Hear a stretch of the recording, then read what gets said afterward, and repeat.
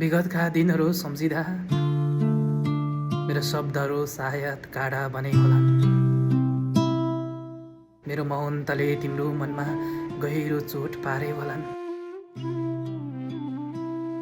जानेर होस् या नजानेर होस्, मेरो व्यवहारले तिम्रो आँखामा आँसु झरे होला। त्यसको बोझ अझै पनि मेरो अन्तरात्मामा छ। समय फर्किन्न थाहा छ, तर मन अवश्य बदलिन सक्छ।